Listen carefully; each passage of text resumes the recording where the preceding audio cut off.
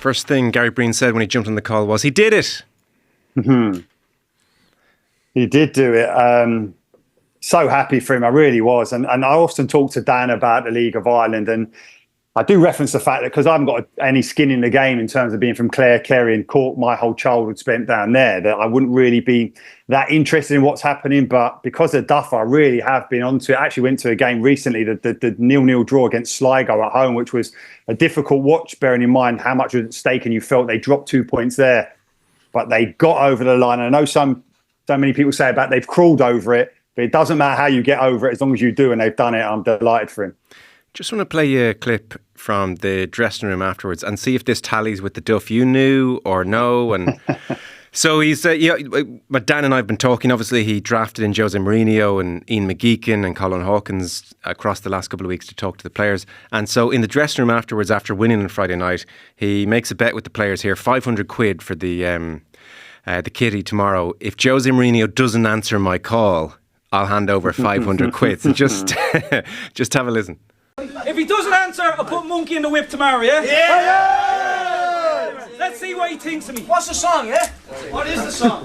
Jose Mourinho. 500 quid on the line. Please don't answer. I want to know. He's like, who's this? Ring in. Slow. Foreign ringtone. It's going to be like TikTok. Monkey it is. Oh, Monkey it is.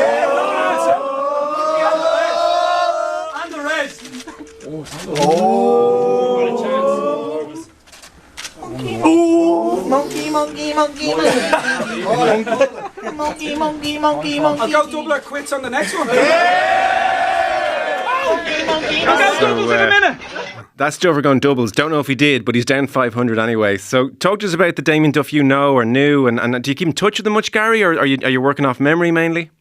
Yeah, no, I haven't seen Duffer for a while. Like, I used to think the world of him, not only because of his footballing abilities, but I really liked him as a personality. And that has gone to another extreme there, what you're seeing now, because he'd have been quite shy and retiring, as we all were when we first got in the Ireland squad. You know, there have been very few of us who had a lot to say for ourselves, like we possibly do now, because you're in awe of the scenario. But how he's transformed himself and the passion, and Dan's spoke about it before, but you can see it, just how much it means to him, how invested he is in terms of being the best coach he can be, which I absolutely love. I've said this many times. I love seeing players, top players like Duffer, but going to learn their trade, not relying on their playing career, but just essentially going out and learning what is a totally different skill set in terms of, you have that kind of, that aura about you in terms of how high profile he's been. But that soon goes in front of a dressing room full of players if you can't back it up in terms of what you're able to teach them.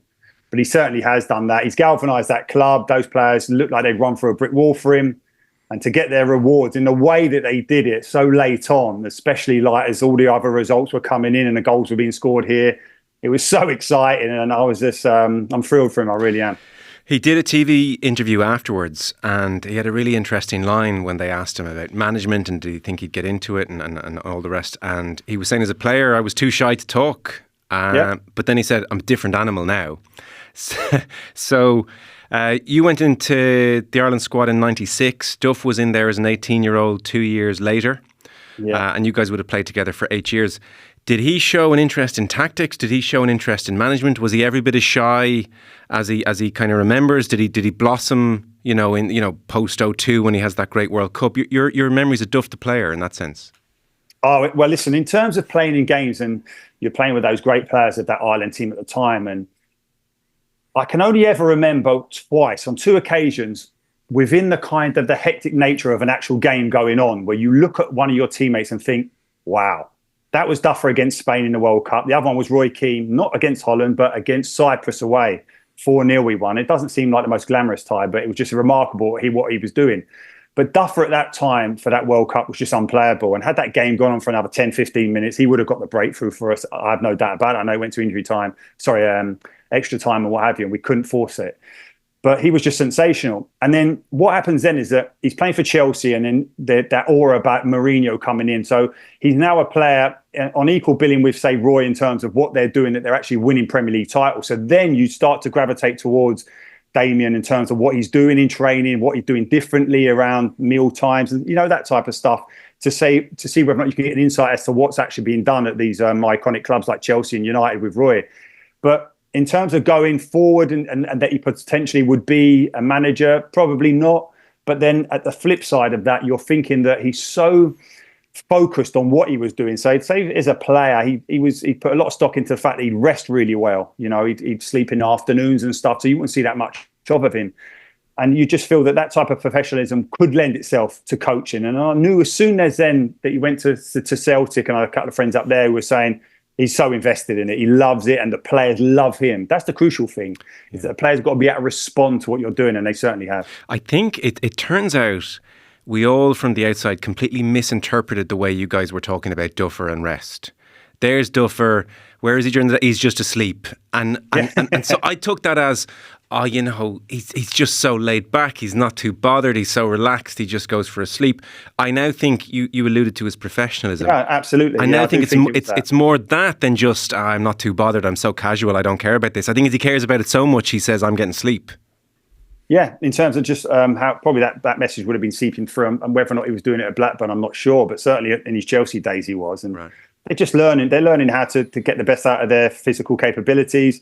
So often you hear about Wenger, that the impact he made at Arsenal. Martin Keown's talking about it a lot in a recent book he's released, that how much he changed how they looked after themselves away from the pitch and ultimately away from the training ground and stuff like that. And I think it's just an example of that. Leadership is a vague term to use, and he was obviously in a room full of leaders in that Ireland dressing room when he was coming through. But even it's a silly thing. Obviously, it's a fun example where he's kind of making the bet with the lads, but he's kind of owning the room. He's so obviously the leader, and he did actually say at another point, "I know how to run a dressing room. I have a feel for these environments." Did he strike you as somebody who had natural leadership qualities in him? I never looked at him as a player and thought he was a leader. By his actions on the pitch, sure, but I never thought, actually, I didn't see the leader in him as a player in terms of his personality.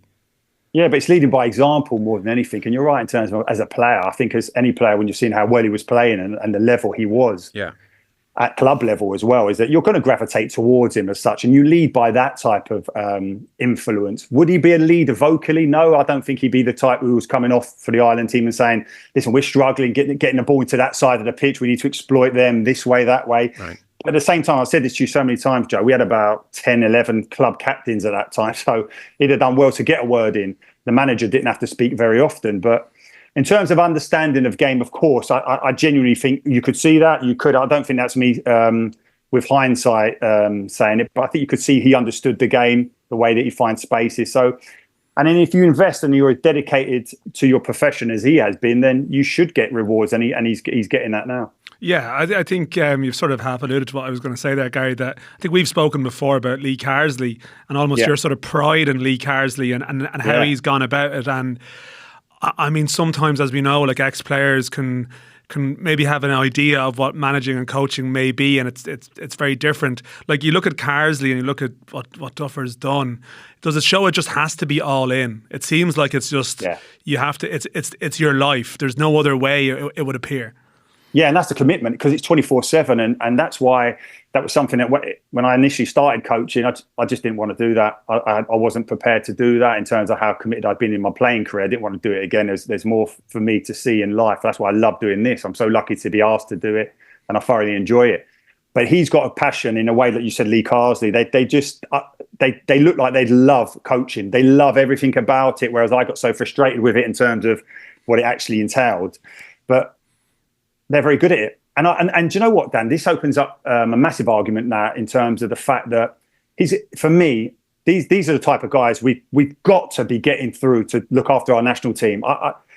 It's all well and good, and I'm fully invested in Heimer and what he's trying to do. But Heimer's not coming to the table with anything different. Pretty basic stuff, isn't it? To suggest then that we're not even looking at our own because we're going to someone like him as opposed to Trapattoni with his rich history of coaching. Heimer doesn't have that. So that's what is so frustrating. It's not me being against him, but I just want to give our guys the opportunity. Listen, people can counter that and say that look at the infrastructure the English FA have and the financial muscle that they have, that they can't produce their own managers, that they're going to Germany to get theirs. And it does ask the question, like when you're looking at the likes of Germany, that they give all these young managers an opportunity to be a manager and to show how good they are. And we're reluctant to do that. Duff has done that nationally with Shelbourne and to great results. I'm so proud of what he's done. I really am. To be fair, though, people were saying, well, Stephen Kenny, that CV is not good enough to be Irish manager. Yeah, no, listen, but it's not one size fits all. It's got to be one guy specific. And I think that, and in terms of what Stephen's gone back and done, perhaps in that run, if that season was any bit longer, perhaps we'll be looking at him as winning that title. And he's shown his quality, but he was just lacking at that highest level. That's fact. And I don't think Damien will be. Okay. Dan and I touched on something, and you've alluded to it there, Gary. I'd be curious for your thoughts on like his longevity. Carlo Ancelotti can manage till he's 100, because it's just his approach. Whereas like Duff, if I used the word earlier, he is like his style of management is like visceral. He's bearing his soul in interviews. He's hoarse afterwards. He looks like he's gone 12 rounds. He looks like he's played himself. He's, and he's stunned. He can work. He's grabbing the player, someone from the crowd to give a team talk. All of this kind of, it's emotion. It's all so emotive with him. Allied to the fact he would tell you himself he's got his head in his laptop every 10 seconds as well. So it's work rate at home as well. Is he good? And he says, Joe, that his wife has to quite often say, "What have you said now?" Well, and he gets a bit of check there because he probably needs that guidance. Yeah, don't we all? Well, I mean, you're talking about him getting the Irish job. I mean, he had to literally write a letter of apology for saying they should raise the FA to the ground. And listen, we said this with Dan. His press conferences are brilliant, but at the same time, I have seen them thought, "Oh, Duffer, what are you saying? What are you saying? Don't tell me this is the biggest game in Ireland when there's a national game on, because it isn't." It might be the biggest game in Dublin, but Ireland's not just Dublin. Will he have to find a slightly calmer methodology, or will just keep doing it? Yeah, will that come with experience? Because I think at times if he's so intense, the players, they don't buy into it for much long because it can be too demanding. So it's up to him to keep changing that squad. Hopefully he'll be able to do that and improve it and really challenge again next year when the teams will be strong. Of course, Rovers with the European money and the other teams that are looking good, like we said about Stephen Kenny's team. So he has to go again. And that's the thing. It can be so physically and mentally draining. And he is so intense. He's going to have to learn that skill, which top managers do. But when you have that ability to step away from it and just breathe a little bit and then go back to it again. Yeah, I must admit, I did see footage of Jose Mourinho at the weekend. I don't know if you saw this after his game in Turkey, been taken down the tunnel, gesturing in the air at the crowd. I don't know what age Jose is now, but I mean, Duff is he admitted to us on the pitch on Friday that, look, yeah, he's happy to draw on that type of style, that type of personality. And I'm not sure if it's ever going to be any other way with him in management. But that does mean, sometimes it might not be what people at Shelbourne want to hear, but it does sometimes mean that the idea of staying at a club for 7, 8, 9 years just isn't feasible. That you just have to do that. I mean, Mourinho, obviously, as we know, has done short, sharp sort of stints, and you just wonder with Duff, will that end up being the thing in time? Because I would wonder, the intensity he operates at. And Gary, you know it. What happens when you take work home with you in football. You need, at some point, it has to be a slight danger of a burnout. Absolutely. Even the fact that he was at Celtic, he's committed, and he went to Ireland, didn't last particularly long with Ireland, and it just, you're right. I think maybe you have to keep it fresh somehow. I don't know. But listen, in terms of what he's done, and it's a massive story in Ireland in terms of the profile of the league, but it has reverberated around because of his name.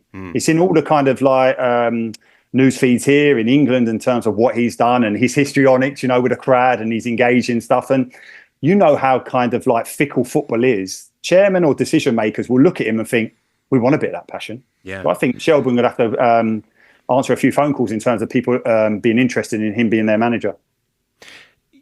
I don't want to call them stunts. That sounds pejorative. I don't mean it that way. The dragging the fan in to give a team talk, and Colin Hawkins come in and talk about his illness, and stunt's not the right word for those things, but they're emotive set piece tactics on his part.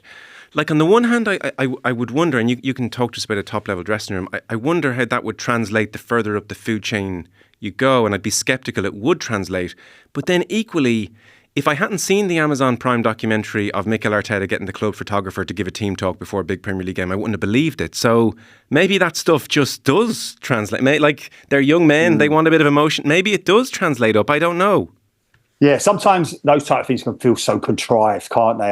They wouldn't be something players can see very quickly through it. What is the kind of actual end game with it? And sometimes you're thinking, oh, is this for the cameras and is this for this reason and stuff like that? Like nonsense of team talks out on the pitch and things like that. And if it works in those windows of opportunity to do it and make an impact with the players, then great. Yeah, I would never turn my nose up at it then, but whether or not they work throughout, if they're not sincere and they're not genuine and it's not the character of that manager and it feels contrived, players will very quickly work that out. Maybe that's his saving grace. Man, it feels genuine with him. Yeah, it does though, doesn't it? Because you buy into it. All the kind of like ridiculous statements he's come out with it. You think, Duffer's at it again. Yeah, I'd love to know. Chat to him. He'll probably do interviews in the coming weeks or months, perhaps. But to what extent is it strategic? We look at Duff, they should raise the FAI to the ground. He's doing sensational interviews every Friday. I mean, it's noteworthy. His team won one game in 10 over the last couple of months. And all anyone was talking about were his interviews. So, I mean, you can draw a direct line to Jose Mourinho there. So I wonder, is he being strategic about that? Or can he not help himself and it's just a happy coincidence? I can't think it's escaping his attention that actually they're all writing about me and not how poorly the team's playing right now. Well, what I will say on that, just to cut in, like that, having pretty much done a lot of these interviews, that, I mean, there will be several times that an interview will finish and then a couple of minutes later, the Shell's press officer will sort of come over to us sort of sheepishly and say, about that line there, so I do think there is an element of, not being able to stop himself at times. I'm not denying that your theory is there might be something to it, like, maybe at certain times he's felt the need to do certain things, and I mean, there's been times this season where he's thrown one player under the bus, like Shane Farrell, very publicly, and I think the gesture with the fan was a week after, and like there's an awareness of it, but I also think at times, like, he pretty much didn't really do like, say, pre-game press conferences he pretty much stopped doing them after that FAI raised to the ground incident. I think those, going down to Tolka Park and doing a sort of a proper sort of not on a game day, not after a match huddle, I think that stuff was toned down a little bit on the run-in because there possibly is an awareness that when he just gets into that setting, he can't stop talking. And it is true, and like Gary talks there about, the FAI couldn't even set up a conversation with Damien Duff last winter. And a lot of people here might instinctively say we'd love Damien Duff to be Ireland manager. Yet it does seem like the FAI is still a red rag to a bull with him. Yeah. So there's a lot to do before you can even ever get to that discussion, I think, becoming a live one. Dan, in terms of all you'd have the press officer coming to you. Would Duffer ever be aware of what the press are writing about him? Do you think he reads it? Yeah, he does. Yeah. He does. I think he's spoken previously. I can say in this Indo Sport world that he has spoken previously about. He is an Indo subscriber, and he's a big Damien McDonnell fan. If there's a headline that he might not agree with, he's able to get that point across. Might you get a phone call on occasion? Potentially, yeah. That potentially might have happened. So, look, he is aware. Yeah, he is aware. And I think that's maybe when the wife the following morning sees, oh my goodness, you've said what? And maybe that might sort of prompt some of the But do you know, even like, say, top managers in the Premier League, like Ange and stuff, he plays this role of this carefree Aussie guy. He reads everything and he plays the role. They do. Don't get sucked in that these are this is just the way they are. They know what their unique selling point is and they play to it, these guys. Yes, I think I dare say you're right. Two quick questions on Duff before we move on to Premier League. One, what job offer is too big for him to turn down? What level could he not say no to? Oh, do you know, this would be the one thing that I wouldn't be able to hazard a guess because it would be Duffer's mindset. It would be what he thinks is too good to turn down. Do you know what I mean? Like, walking away from Celtic when he was doing so well, walking away from Ireland, which it means so much to him, certainly did as a player, to take on these jobs. So I genuinely couldn't say, Joe. It'd have to be what he felt was right, but I do think they'll come. I think that's such a big story to do what he's done with Shelbourne in terms of stopping Rovers for that 5 in a row. The very fact, I know I wouldn't be, and as Dan knows, I wouldn't know the ins and outs of the League of Ireland, but it always essentially seems to me that whoever's got the most money invariably is the favourite to win it. So they had the 4th biggest budget. So that's a sensational achievement what he's done. And you're right to suggest in terms of the poor form towards the end, but it doesn't matter. You know, it's a long marathon, that league season, and it's who gets over the line first, and they did it. Yeah.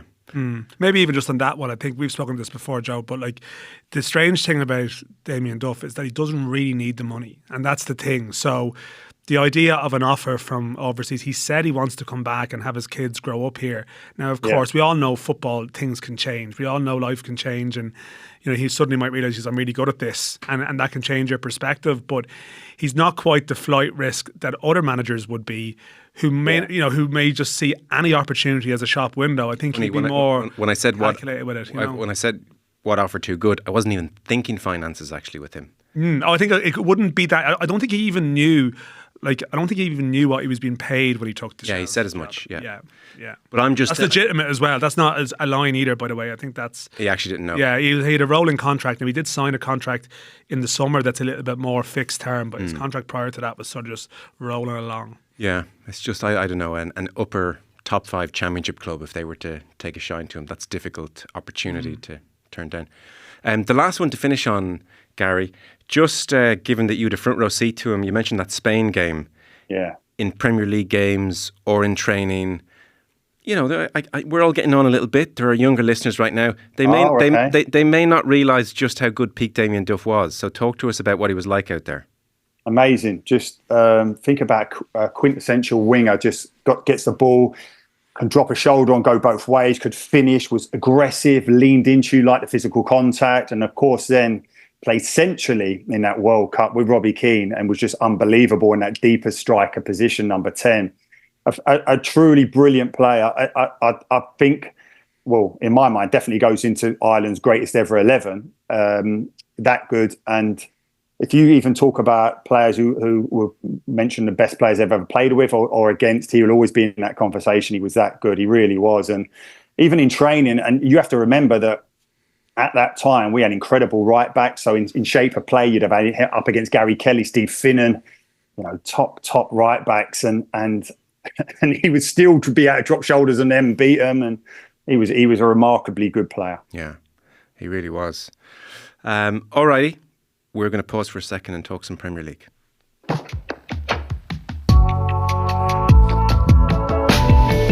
Liverpool find themselves in an interesting position. They are top of the table, 2 points clear of City. They beat Brighton 2-1 on Saturday after going a goal down. Who didn't go a goal down? Arsenal away at Newcastle and City at Bournemouth, neither of whom managed to turn it around. Arsenal lost 1-0 at St James's Park. City lost 2-1 to Bournemouth. We should mention, I mean, we won't overly develop the point, but Nottingham Forest under Nuno Espirito Santo are up to third. He took over one spot outside of the relegation zone. They have the second best defence in the league. There was a brilliant second half from Spurs, 4-1 winners against Aston Villa.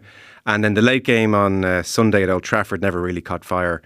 1-1 between Chelsea and Manchester United. Ruud van Nistelrooy's Manchester United, very similar to the Erik ten Hag version, was the big takeaway there. Gary, just to start on Arsenal, we'll come to the 1 point from 9-0 from their last 6 in a moment and what's going on there. Edu is leaving the club was the breaking news this morning as sporting director. The Marinakis group, the likes of Nottingham Forest, Olympiacos, Portuguese clubs as well, and others have taken him away. It's very much his decision. Miguel Delaney was reporting in the Independent in the UK. He understands that Edu had harboured ambitions to become CEO.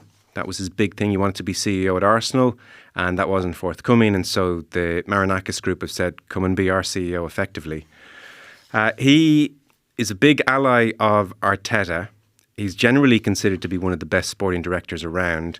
And I guess you can kind of pinpoint his arrival in 19 as coinciding with Arsenal getting very, very serious again. So this seems like a big blow.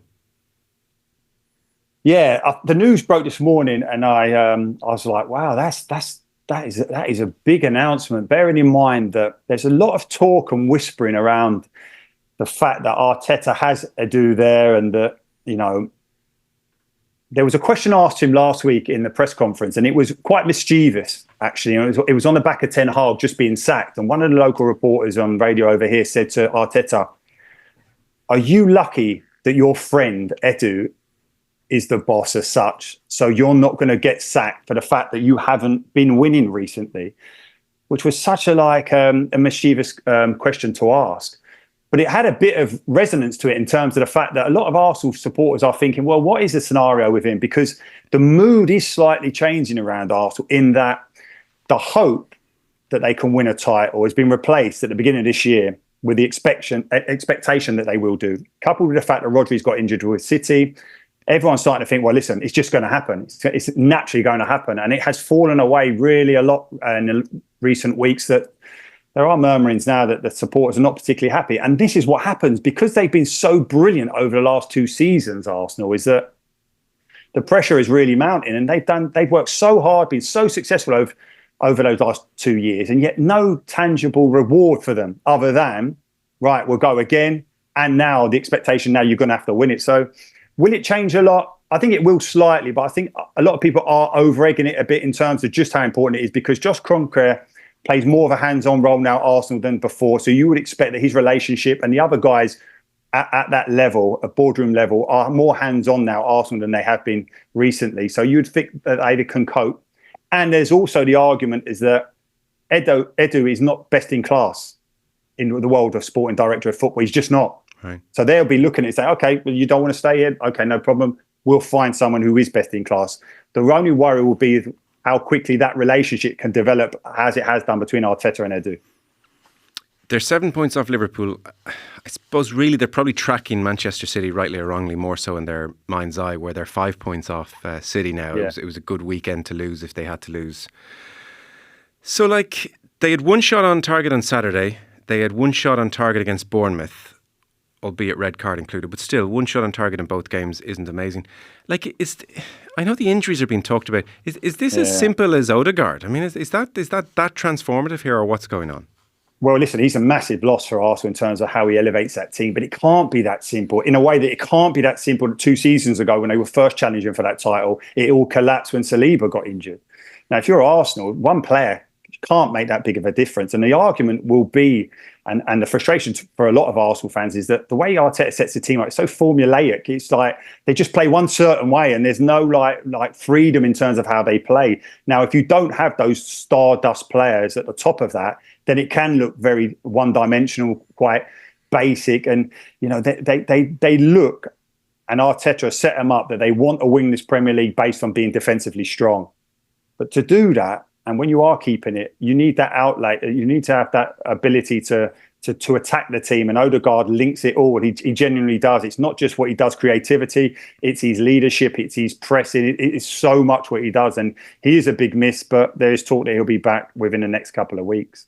Newcastle, to be fair, scored a really good goal. The Anthony Gordon cross was kind of David Beckham 98, 99 territory. It's very hard to, and that's going to happen. It's just, that's interesting you talk about them almost looking a bit basic, because watching the game, it was strange to see Arsenal so kind of just one-paced in attack and never really threatening Newcastle's goal in the way that City had that late surge against Bournemouth and get chances and almost kind of rescue it. Arsenal actually never really looked like rescuing that game.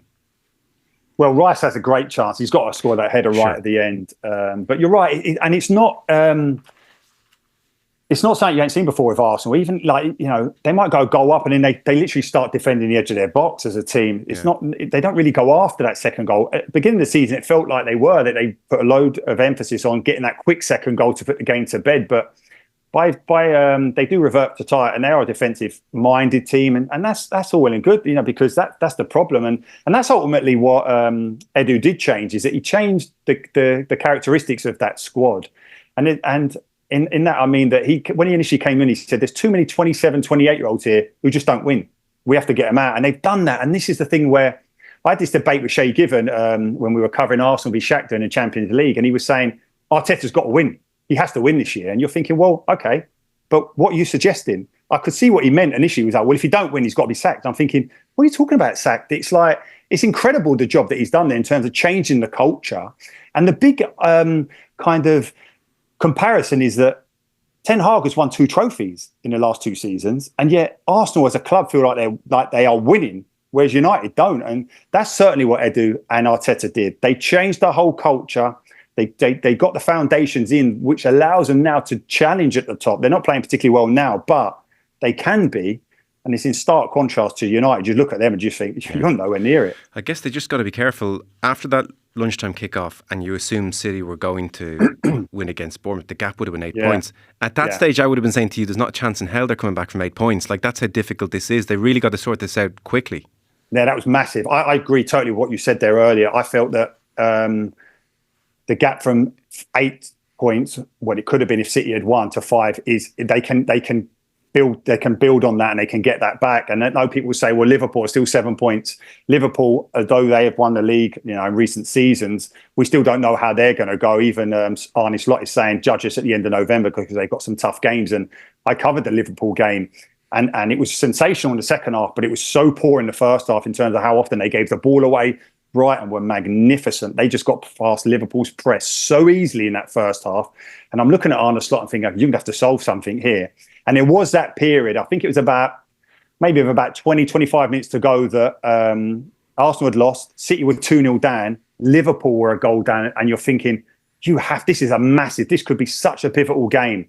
And how brilliantly in the second half, they got it back, Liverpool, and their credit to them. Yeah. I did flick on at half-time because you feel like, oh my God, this is turning into one of the great Premier League Saturdays. So I was watching you for the second half. That second half was so enjoyable. Like, it was wild. It was a great game. It really was. And I tell you what, credit to Hertzler as that manager. I said about that young kind of manager being given an opportunity. This guy's never even managed in the Bundesliga. And yet, Brighton are taking him into the Premier League and giving him a job. And I'm thinking, well, it's a big ask following De Zerbi. I know De Zerbi got a bit narky towards the end and they were happy maybe to see him go. But in terms of how he's got that Brighton team playing, they were brilliant. They really should have gone 2, maybe even 3 goals up. Queven Kelleher made this unbelievable save 1v1. And if you think about his saves, we've seen it so often. When he comes out so quick and he just saves it. Because, it doesn't happen as much this season in terms of Liverpool getting played in behind that high back line. But it did. There was a brilliant ball in behind Van Dijk. And Queven came out and made a great save, a crucial save at the time. Is Van Dijk on his game at the moment? Yeah, no, he is. He does look good. He looks strong. But he just got caught out by a brilliant ball and a brilliant pass. And Rutter just looked like he was going to score, and Queven made the save. Brilliant. Yeah, I see. I'm taking 2 and 2 there potentially. He was caught out there, and people were. He was a little on his heels for the Saka goal the other week when he might have come back to help Robertson. But to be fair, there are 2 moments out of a much wider. Well, listen, this is the thing. There are some big decisions to make at Liverpool in terms of, I know the big ones are the 3 guys with the contracts of Salah and Van Dijk and Trent. But also Robertson, and you said about he's slow to get over. Robertson had a dreadful game against Saka. But listen, Saka, in my opinion, is elite level now. I'd have this argument with anyone. He could play. I believe Saka can get in any team in the world football. But Robertson, and I've seen him recently as well for Scotland, he's nowhere near it. I'm thinking, well, maybe it's catching up with you a little bit. But then Slot did confirm in the build-up to that game at the weekend that he didn't have a pre-season. And if you don't have that, you are properly finding it difficult and catching up in terms of the season. You can't get that fitness by games. I should have used a more descriptive adjective than wild about the second half. It was like there was just such an energy to it. Like Liverpool's sprints from the first half, they had 58 sprints first half. It went up to 90 in the second half.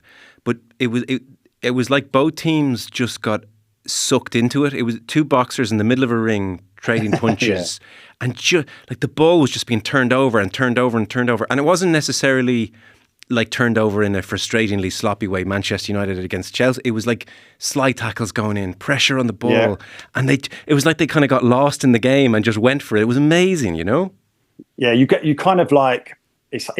so sucked in when you're commentating on it, where you're thinking this is like blah blah blah. And you're right. The first half, they was quite slow, methodical, and the analogy we were using at the time was like it was kind of easy listening music in the first half, and in the second half, it was heavy metal music. And let's go, it was a throwback to Klopp again, and it was brilliant. And the fans really were so engaged by it. Those 2 goals in the space of 3 minutes, and then Salah. I mean, as soon as he cuts inside, not left, you're like, no, don't let him inside, and he just puts it into the top corner. And there's so much debate about Salah because obviously he's probably looking for that big contract, that 3-year contract. Yes. And you'd be reluctant he's 33 in the summer and you're reluctant to give someone a 3-year contract, as great a shape as he in, because when the legs go in football, they go. They go from one day you're fine, the next day you're not. And I know he still has that goal scoring ability, but even this season, you can notice that fullbacks are happy. They are happy to go 1v1 with him. In that game against Forest, the only one that Liverpool have lost, their fullbacks literally their midfield packed the central area and just said, yeah, pass the ball out wide to Salah. Our fullback will deal with it. And Estepinian, although he let him inside for the goal, he dealt with him okay. Listen, he's a goal scorer and he found the chance to score. It was a brilliant goal. But Salah's not what he was. And that's the big decision for Liverpool, because they'll love to, in an ideal world, say, right, sign another year or sign a 2-year contract. And then probably after a year, they'd sell him and get some decent money from the Saudi league, you would expect.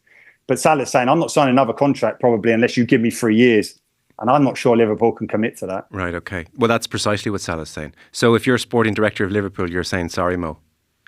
Well, it's 3 years on huge money. So it's a difficult one. And if he was to sign a year extension, it buys buys the club time to find out who could potentially replace him. But he's not going to do that. He's not going to give away the fact that he's holding all the cards now for a 1-year contract. He just won't do it. Yeah, this is his time.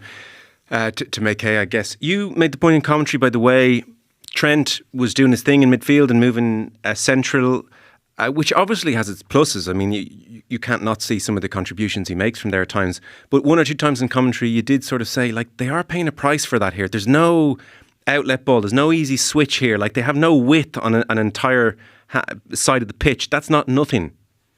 Yeah, no, listen, it was frustrating, certainly in that second half, because Slot knew that Brighton were getting good control, and they played through Liverpool's midfield so easy in that first half. They just kept getting out through it. So he put on Endo to go alongside Gravenberch, who Gravenberch has been sensational this season, but he couldn't get near Brighton's midfield in that first half. So Endo comes on in the second half, and they play 2 holding midfielders, and Trent still runs into midfield. And I'm thinking, you've got 2 people in there. Why are you doing that? And the frustration for me is that he's not affecting the game. And like, you want to get him on the ball, but he's going and drifting in there as if like, and I'm not convinced that Slot likes it. I don't think he's going to indulge Trent doing that as much as Klopp did, because for every one lovely pass, there's probably 4 or 5 indifferent ones. You know, he's a great technical player. There's no doubt about that. But you just feel that at times he can play at right back and affect the game there just as much. And that Liverpool defence is so lopsided. Konate literally is a hybrid right back in terms of how much he has to cover on that right hand side. And as a result, Van Dijk has to come over. And then as a result, the left back, normally Robertson, but on Saturday, Tsimikas had to. So he comes over, and that's where Brighton got the goal, because they broke on the fact that they'd gone over so far that Liverpool defence to the right hand side that he got space at the left hand side and gets his strike to score the opening goal. I don't know. I genuinely looking from outside and looking in, and I can't see any other outcome. And I don't have any insight into what's happening behind the scenes at Liverpool, but I can't see any other outcome than Trent going to Real Madrid. Diogo Jota's injured, so Darwin Núñez got to start. We know he brings the chaos. We love the chaos. He's great fun. He's 25 years of age now. He's been at Liverpool a while. Are we starting to see a touch more polish or refinement to his game, or is it still Tasmanian devil? Still pretty much the latter there, to be honest. And I think Slot, even with his comments, Joe, of saying Jota's out for 3 or 4 weeks, we're going to miss him so much as that striker who's then going to come in. You must be thinking, he don't fancy me here, and I'm not sure he is convinced about him as yet. But he's brilliant to watch, like you said. He's charging around the place, causing all sorts of chaos and stuff like that. I don't know whether or not he's going to be the quintessential number 9 that they maybe need going forward. We'll have to watch that with real interest. Evan Ferguson came on in the 88th minute. Is there a place for him in this side? Well, yeah. Listen, in terms of the Evan Ferguson fit and healthy, which ultimately is all we want to see, and then everything else will take care of itself. Everyone's saying that he hasn't scored for so long, hasn't played for so long, and even when he has come on, he hasn't been fully fit. So we want to see that more than anything first and foremost. But that Brighton team was so good, Joe, right, on Saturday. Yet they had about 7 or 8 players missing, of ones you'd think go straight into the team. Now, João Pedro will be in and around that again. I think it's going to be his game time will be difficult to get. But like anything in the Premier League, when you get the opportunity, you have to take it. And if he gets it, then the hope is that he will. But any minutes he's getting now until that international window are great. I know it's only 3 or 4 minutes here, but the training as well from being healthy will be great for us in terms of those games in November. Okay. Just to finish up then, City lost. They could have nicked it at the end. Bournemouth were very, very good. Pep is talking about how his players either have no minutes in their legs or too many minutes in their legs. And so they're kind of in a difficult-ish spot at the moment, albeit you wouldn't anticipate crisis. I sent you a clip from Old Trafford of the game yesterday, which was a very average game. You're kind of disappointed in Chelsea. You thought they might go for it a bit more, but they never got going really either. But it's Garnacho losing the ball when really he shouldn't have lost the ball. Yeah. And then not chasing back. And then it's Casemiro, looking like the elder player that he is trying. It's not, no one comes out of it well, but trying and failing to catch up and commits a foul, but then turning around and just the sheer frustration with Garnacho. And it just highlights you've got players whose legs have gone doing his damnedest, but he knows what's right as well on a football pitch. And you've got Garnacho. It's just the habits in these players are atrocious. Yeah, you say he was trying to get back. He wasn't trying, and that's the problem. He wasn't. No, that's the wrong word. Casemiro was trying. Garnacho was not trying. Yeah, listen, I've covered a lot of United at the moment in the Europa League on Premier Sports, and it's hard at times to watch it without saying the same thing, because Garnacho, in terms of when they're running forward, they're flying machines. And yet getting back, and I referenced earlier about Saka could play in any team in the world, and because he does that, he puts his shift in, he gets back, he does his work, and then he's a threat going forward. But Garnacho, and it's not even just that, it's like Garnacho, every time he gets the ball, just drives inwards to shoot. There's no way Højlund's ever going to score the goals you would expect the Man United centre forward to score, because they just don't pass him the ball. Rashford's the same. You could see. Do you remember that brilliant bit of skill by Palmer? It's amazing touch. He just touches it into midfield and gets on the end of it. The reason he gets on the end of it is because he just walks past Rashford, just lets him go past him. And this is the problem with United, is that they're just nowhere near it. And then Nistelrooy then comes on after and say they're a great bunch of lads, and they work their socks off and blah blah blah. And then this morning I've heard or seen comments in my newsfeed that the players want Ruud to stay. Yeah, we want to stay. I thought, who cares what you want? You've had your chance to do all your talking. You ain't got no say in this. And Van Nistelrooy, I just don't. I don't know. He had brilliant positioning as a centre forward, let me tell you. And I think he's got quite good positioning as a coach in terms of manoeuvring and getting himself into scenarios, because he comes in as Ten Hag's number 2. And I'm not going as far as to say Ete Brute, but he didn't feel comfortable watching. And now he's saying, I want to be part of the new manager's staff. No, I'm not sure about that. And I would couple that with say, okay, if you're a coach and your skill set and what you are coaching, so you must be you must be a forwards coach. That I would suspect that's his role. This team don't score goals. Well, it just shows you can't teach finishing. If he can't teach them how to finish. Well, if you can't teach it, then what are you doing? Essentially, you should be able to, you can teach it, Joe. You can. Well, he was taught it as a player. You can teach it. I don't know. Look at their finishing. I don't know if it's. I'm not as convinced it's as teachable as we all think. Well, top teachers can do it. Maybe. Who's the best finishing coach you ever saw? Well, I wouldn't be up that end of the pitch, I'm afraid. I don't know. In terms of David Connie was a very good coach, actually. Okay. Very good coach as a forward. Yeah, would have done a lot of stuff in terms of how good you can be at it, and the art of it, body movements and stuff like that, which are. And having that calmness in front of goal. But would you agree, though, that calmness, there is a certain innate aspect that finisher. You see some players and you sort of think, oh, he's never going to be a great finisher. And right, it stays that way for for a decade later, they still have it. Whereas the first time I saw Van Nistelrooy for Manchester United, and he was in 1-on-1 and he took around the keeper and it was like barely a bead of sweat off him. I thought, oh, this guy's a finisher. You know what I'm saying?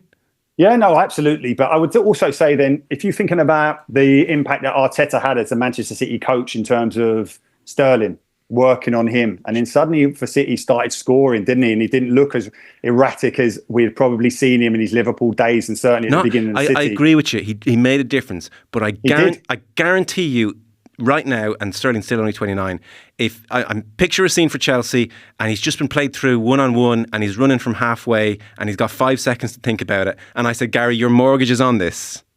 What are you saying to me?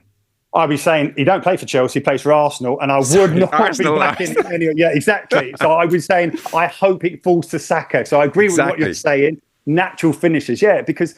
But you can improve. You can improve. You can improve. Yeah, you can improve, and I'm not seeing.